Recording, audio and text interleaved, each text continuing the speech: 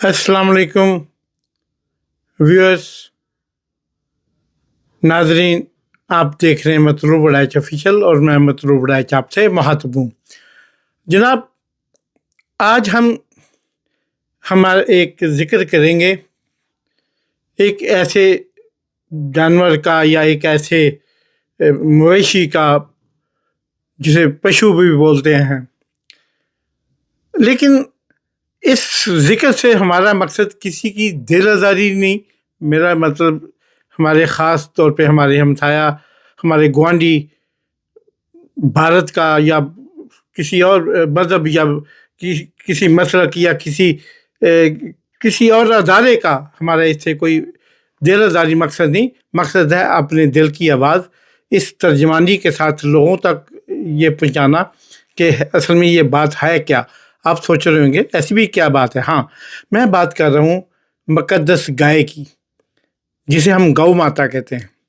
گو ماتا ہندو ہر اس چیز پہ، چاہے وہ جانور ہو، چرند ہو، پرند ہو، وہ جاندار شے ہو، وہ اڑنے والی ہو، چلنے والی ہو، رینگنے والی ہو، لیکن وہ انسان سے بڑی ہو تب بھی، مطلب جیسے شیر، چیتا، بندر، ہاتھی اور گائے، یہ گائے، بیل، یہ ساری چیزیں جو انسان سے حاوی ہوتی ہیں، جو جن سے انسان کو زیر کر لیتی ہیں، تو جناب وہ ان سے ڈرتے ہیں۔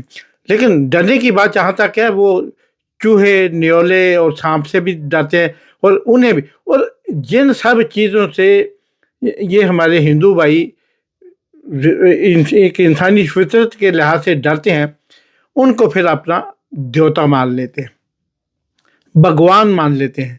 اور پھر اس کے، آپ نے دیکھا ہوگا ہندو مندروں میں بندروں کی پوجا ہوتی ہے، ہاتھی کی پوجا ہوتی ہے، اور یہ گائے کی پوجا تو ایک عام سا ان کے دھرم کا حصہ بن گیا ہے۔ بلکہ 1954 میں جب یہ انڈیا نیا پاکستان انڈیا نیا بنے تھے، ابھی 4-5 سال ہوئے، تو انڈین پارلیمنٹ نے ایک قانون پاس کیا جس کے مطابق گائے کے ذبح کرنے پہ پابندی لگا دی گئی۔ تو یہ مطلب 1954، اس سے پہلے جب مغلوں کا دور تھا، جب انگریزوں کا دور تھا، آپ نے کبھی تاریخ کے اوراق جنجال کر دیکھ لیں، کھنگال کر دیکھ لیں، آپ کو کوئی ایسا واقعہ نہیں ملے گا کہ گائے کے نام پہ کوئی پرابلم ہوئی ہو۔ لیکن ہمارا مقصد آج یہاں یہ ثابت کرنا نہیں ہے۔ بات گو ماتا کی ہو رہی ہے، مگر اس کو جب اس کو آزاد چھوڑ دیا جاتا ہے تو بازاروں گلیوں میں دندناتی پھرتی ہے، اور حتیٰ کہ کچھ ہمارے جو اس کے ماننے والے ہیں، اس نقطہ نظر کو ماننے والے ہیں، وہ اس بات کا جانتے ہیں کہ یہ گائے کو مقدس سمجھ کر اس کا وہ موتر جسے کہتے ہیں، وہ موتر بھی پیا جاتا ہے۔ بلکہ صبح صبح اٹھ کے اس کے تازے موتر سے وہ نیچے ڈائریکٹلی دونوں ہاتھ رکھ کے اس سے شنان بھی کرتے ہیں۔ شنان کہتے ہیں ماڑا موٹا منہ ہاتھ دھونا، یعنی ناشتہ کرنے سے پہلے جو انسان کرتا ہے، تو اس سے اشنان بھی کیا جاتا ہے۔ تو یہ جناب اس طرح اس کا قصہ ہے، یہ اتنی مقدس ہے کہ اس کے پانی سے نہایا جاتا ہے، اس کا یعنی اس کے منہ سے پیا جاتا ہے، اس سے نہایا جاتا ہے، اس سے اشنان کیا جاتا ہے۔ اور یہی وجہ ہے کہ آج گائے کے نام پر، گو ماتا کے نام پر، مقدس گائے کے نام پر ہندوستان میں سینکڑوں مسلمانوں کو ہر سال، ہزاروں مسلمانوں کو ہر سال تہ کیا جاتا ہے، تلواروں سے، خنجروں سے، چھروں سے مار دیا جاتا ہے۔ بے شمار مثالیں آپ نے پچھلے دنوں گجرات اور انڈین گجرات اور دوسرے شہروں میں، مدھیہ پردیش، اتر پردیش اور ان علاقوں میں آپ نے سنی ہوگی۔ اور ایسا کیوں ہوتا ہے؟ کیونکہ گائے کو کاٹنا جرم قرار دیا گیا اور گائے مقدس قرار دے دی گیا، حتیٰ کہ آپ اس کا منہ پی کے یہ ثابت کر، معراجی رسائی بڑے بہت بڑے سیاستدان تھے، بڑے بڑے لیڈر تھے. میں کہتا ہوں ہندوستان کی تاریخ میں جتنے کوئی بڑے لیڈر آئے ہیں ان میں معراج دیسائی جو ایک عام گھرانے سے دیسائی فیملی سے بلانگ کرتے تھے، انہوں نے وہ گائے کا باقاعدہ وہ مشہور کتابوں میں لکھا، اس وقت کی بیانات ویڈیو ہر چیز حاضر ہے. تو وہ لکھتے تھے، وہ کہتے تھے کہ میں گائے کا موتر پیتا ہوں، گائے کا مونت پیتا ہوں، اس لیے میں اپنی صحت کا خیال رکھتا ہوں. تو اور ابھی بھی بڑے لوگ اس کا وہ کرتے ہیں طریقہ کار. اچھا جی، تو ہندو ہمارے بھائی جو ہیں نا، وہ جو چیز ان پہ حاوی ہو جائے نا، انہیں وہ اپنا بھگوان مان لیتے ہیں، دیوتا مان لیتے ہیں اور اس کی پوجا پاٹ شروع کر دیتے ہیں. ہمارے ہاں بھی، پاکستان کے اندر بھی کچھ اس قسم کی ایک مخلوق ہے جسے ہم اسٹیبلشمنٹ کہتے ہیں. یہ اس کے مختلف روپ ہیں، جیسے گائے سفید بھی ہوتی ہے، کالی بھی ہوتی ہے، وہ ڈبیاں والی بھی ہوتی ہے، وہ اور وہ مختلف کلر میں بوری بھی ہوتی ہے، اور بوری سفید اور کالی گائے تو اکثر ہوتی ہیں. تو وہ جو ہماری اسٹیبلشمنٹ کی ایک قسم ہے جس میں جرنیل شامل ہے، وہ جرنیل کبھی خاکی وردی میں ہوتے ہیں، کبھی نیلی اڑنے والے جو ہوتے ہیں وہ نیلی وردی یونیفارم میں ہوتے ہیں، زمینی جو جرنیل ہوتے ہیں وہ خاکی میں ہوتے ہیں، اور جو بحری جرنیل ہوتے ہیں وہ سفید یونیفارم میں ہوتے ہیں. تو ہمارے ہاں بھی یہ مختلف کلرز میں یہ جرنیل جو ہیں یہ پائے جاتے ہیں. اور یہ بھی ایک طرح سے پاکستان کے 77 ایئر پاکستان کو بنے ہو گئے، مارز وجود میں آئے ہوئے ہو گئے ہیں. پاکستان کے ان 70 سالوں میں یقین کریں ان جرنیلوں نے وہ تو دشمنوں کی تھے نا، وہ کافر ہیں. تو ہمارے جو مسلمان ہیں، مسلمانوں کی مقدس گائے یہ جرنیل بنے بیٹھے ہیں، جن کے متعلق بات کرنا جو ہے غداری ہے، ان کے متعلق بولنا غداری ہے، ان کے متعلق لکھنا غداری ہے، ان کے متعلق کچھ دکھانا غداری ہے. اور ان کے حتیٰ کہ اب تو 27ویں ترمیم کے بعد ان کے متعلق کچھ بولنا اور سوچنا بھی غداری ہے. اور اس کی سزا اتنی بھیانک ہوتی ہے کہ ماؤں کے لخت جگر ان سے چھین کے مار دیے جاتے ہیں.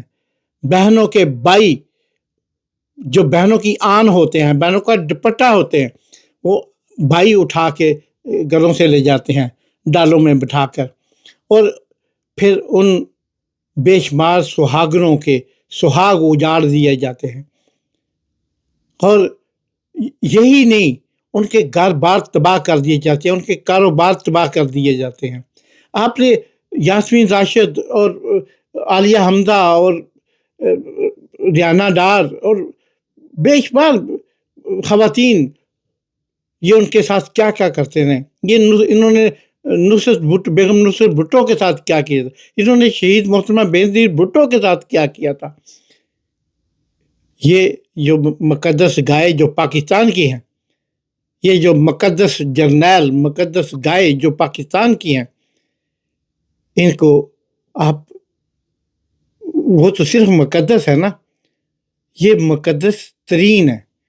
ان کو آپ ان کے متعلق کوئی الفاظ کہہ نہیں سکتے. دنیا کا کوئی اخلاقی قانون، دنیا کا کوئی ہیومن بین ہونے کے ناطے یعنی انسانی حقوق کا، ہیومن رائٹس کا کوئی قانون ان پہ لاگو نہیں ہوتا. یہ کسی ضابطۂ اخلاق کو نہیں مانتے، یہ کسی قانون کو نہیں مانتے. ان کا ایک ہی مقصد ہے کہ پاکستان دو قومی نظریے کے لیے نہیں بنایا گیا تھا.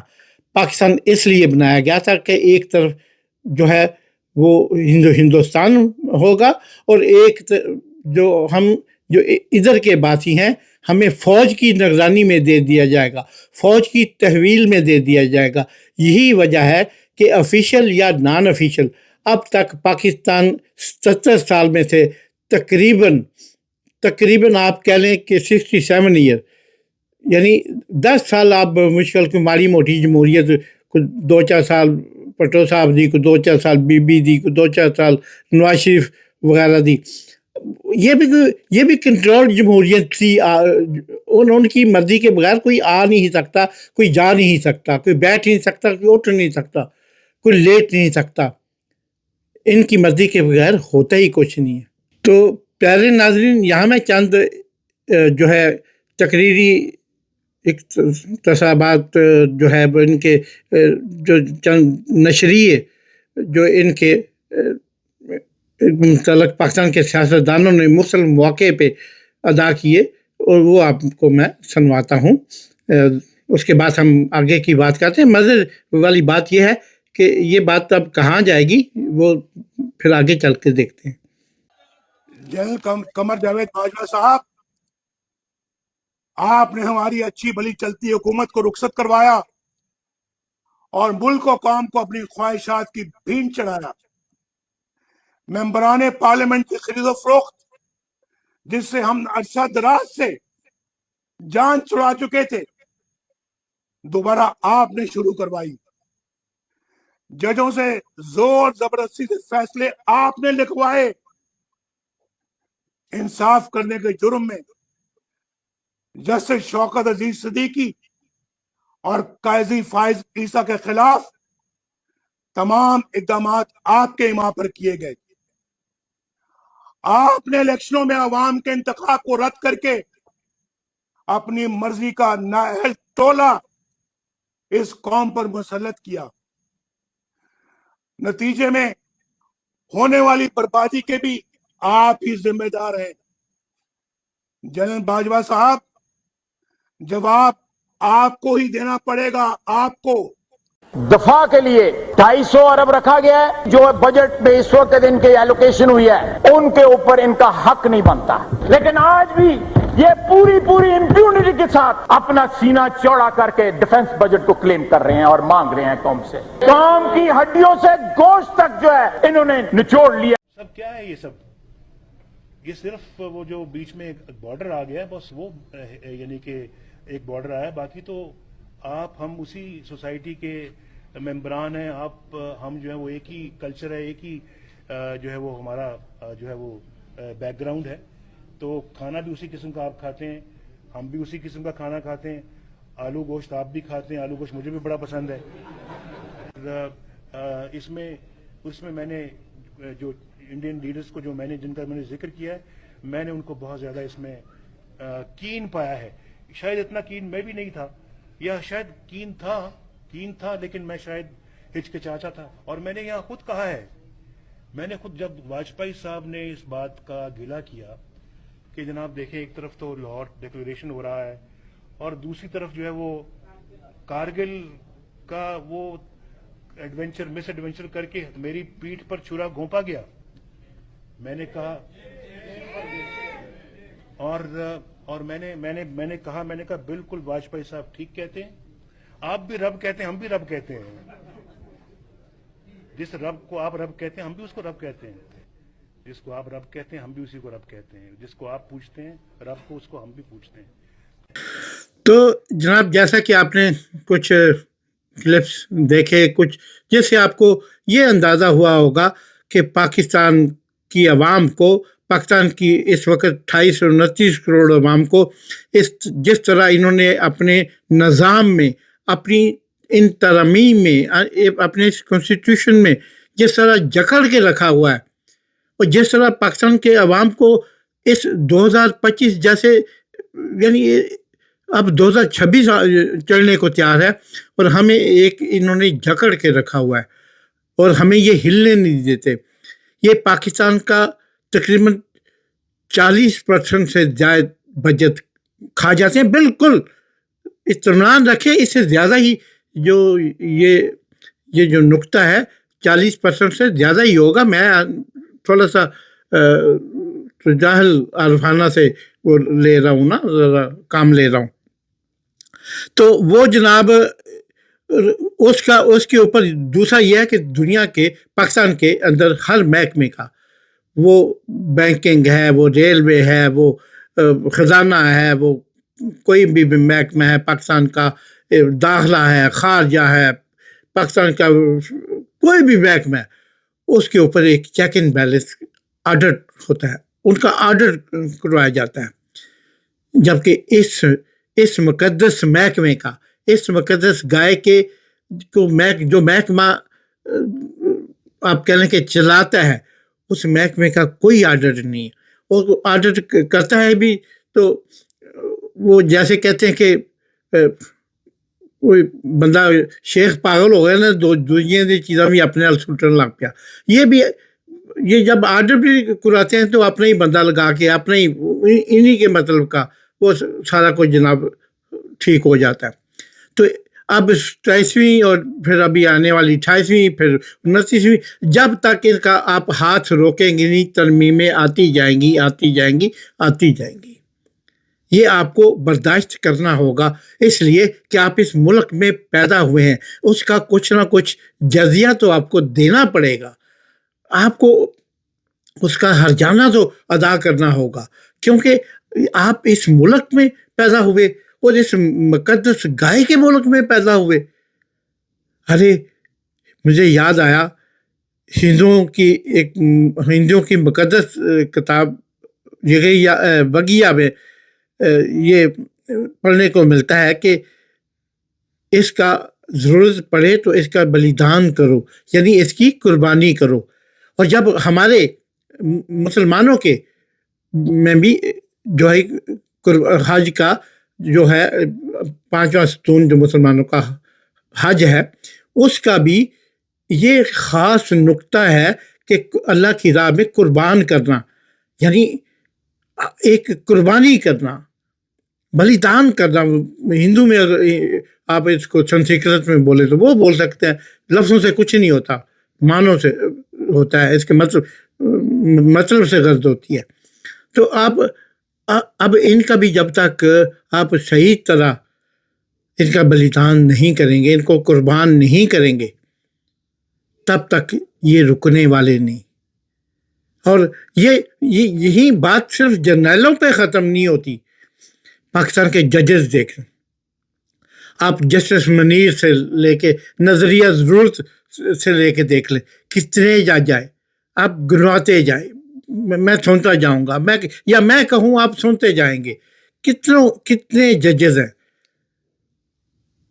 جسٹس افتخار سے لے کے اب جسٹس ڈوگر آ گئے ہیں، دوسری دفعہ آ گئے ہیں، یہ سارے ججز یہ کیا کر رہے ہیں؟ یہ کیا کسی مقدس گائے سے کم ہے؟ اس کا مطلب یہ ہوا کہ یہ کالے گاؤن والا، گاؤن پہ کے آنریبل گاؤن پہن کے یہ ججز بھی جس طرح پاکستان کے وقار کی، پاکستان کے انصاف کی، منصف کی سیٹ پہ بیٹھ کے جس طرح یہ ناانصافی کر رہے ہیں اور پاکستان کی نیا ڈبو رہے ہیں، نعوذ باللہ، یہ قابل معافی نہیں ہے۔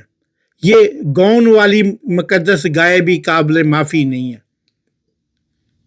اور پھر آپ کہہ رہے ہوں گے کہ جب اتنی گائے تو آپ نے اصل گائے کا ذکر نہیں کیا۔ ہاں، کچھ پیشہ ور گائے ہوتی ہیں، کچھ پیشہ ور مقدس گائے ہوتی ہیں، جیسے ہمارے درینہ سیاستدان زرداری صاحب ہیں، کھا چکے، ایک بیٹا ہے صرف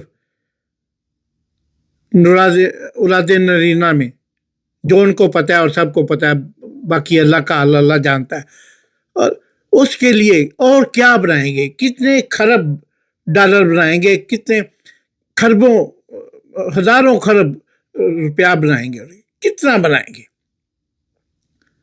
پھر شریف خاندان ہے، ایک بٹی لے کے پاکستان میں آئے تھے، چھوٹی سی بٹی جس میں کبال خانے کا لوہا گرم کیا جاتا تھا، آج پورا پاکستان انہوں نے اس بٹی میں جھونک دیا، اور ان کا اس مقدس گائے کا ابھی بھی پیٹ نہیں بھرا، سارا پاکستان ویران کر گئی، سارا پاکستان کھا گئے، لیکن ابھی بھی اس کا پیٹ نہیں بھرا۔ شریف خاندان کا بھی، اور بھی بڑے خاندان ہیں جن کو کھانے کے لیے ہی بس لایا گیا ہے، اس ملک کو اجاڑنے کے لیے، اس ملک کو برباد کرنے کے لیے، اس کی فصلوں کو تر و تازہ سبز شاداب फसलों को तबाह करने के लिए। तो दोस्तों, जब तक इन मुकद्दस गांवों का आप सदेबाब नहीं करेंगे, आप इनका बलिदान नहीं कराएंगे, आप इनको कुर्बान नहीं करेंगे, आप पे ये बुरा वक्त, ये कहर का वक्त, ये अजाब का वक्त टलने वाला नहीं है। आप भी इधर है, मैं भी जब तक जिंदगी है इधर हूँ, देखते जाइए। मेरे अल्फाज ये नहीं कि कभी गलत नहीं होते, लेकिन ये जिस मदलल तरीके से मैंने कहा है ये गलत नहीं होंगे। अब भी देखिएगा, लेकिन मैं पाकिस्तान के लिए अच्छी उम्मीदों का तालब हूँ। मैं तालब हूँ कि पाकिस्तान के अच्छे दिन आए, ये मुकद्दस गांव से हमारी जान छूटे और इनकी कुर्बानी हमें देनी पड़ेगी। अब कब देनी है, इसके लिए बड़ी ईद का इंतज़ार करना है, तो वो अभी दूर है। सोचिए पाकिस्तान के लिए और पाकिस्तान में रहने वालों के लिए। पाकिस्तान पाइंदाबाद।